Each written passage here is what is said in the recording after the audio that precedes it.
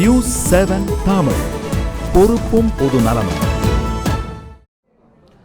உலகம் முழுவதும் காதலர் தினம் இன்று கொண்டாடப்பட்டு வரும் நிலையில் பாகிஸ்தானில் எதிர்ப்பும் ஆதரவும் நிலவுகிறது.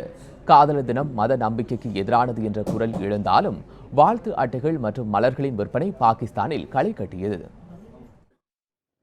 காதலர் தினம் உலகம் முழுவதும் கொண்டாடப்படும் நிலையில் பாகிஸ்தானில் இருவேறு விதமான சூழல் நிலவியது. காதலர் தின கொண்டாட்டங்கள் மத நம்பிக்கைக்கு எதிரானது என ஒரு தரப்பினரும், காதலர் தினத்தை சிறப்பாக கொண்டாட வேண்டும் என்ற எண்ணத்துடன் மறு தரப்பினரும் செயல்பட்டனர்.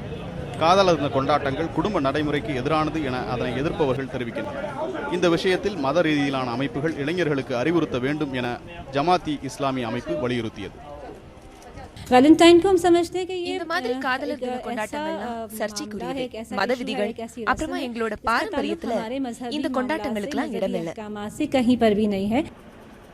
காதலர் தினத்துக்கு பாகிஸ்தானில் எதிர்ப்புகள் எழும் அதே அளவிற்கு ஆதரவும் காணப்பட்டது.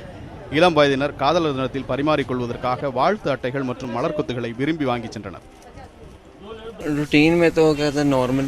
வழக்கமான நாட்கள் வெகு சிலர் மட்டுமே எங்கள் கடைக்கு வருவாங்க. ஆனால் காதலர் தினம் நெருங்கும் சமயத்தில் கடையில் கூட்டம் அதிகமாக காணப்படுது. எங்களின் விற்பனை இறைவனின் அருளால் அதிகரித்துள்ளது.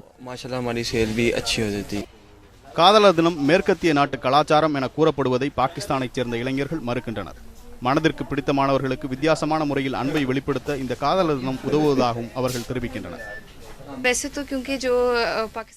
காதலர் தினத்தை பாகிஸ்தான்ல கொண்டாட மாட்டோம் என்று சொல்றாங்க. என்னை பொறுத்தவரை பிரியமானவர்கள் மீது தினமும் அன்பை வெளிப்படுத்தினாலும் காதலர் தினத்துல வித்தியாசமான முறையில அதை சொல்லலாம். அந்த வகையில் காதலர் தினத்தை கட்டாயமாக கொண்டாட வேண்டும் என்பது என்னோட கருத்து. காதலர் தினம் கொண்டாடுவதற்கு பாகிஸ்தானில் எதிர்ப்புகள் நிலவிய போதும் காதல் மத உணர்வுகளுக்கு அப்பாற்பட்டது என அந்நாட்டு இளைஞர்கள் தெரிவிக்கின்றனர். செய்தி பிரிவு நியூஸ் 7 தமிழ், சென்னை.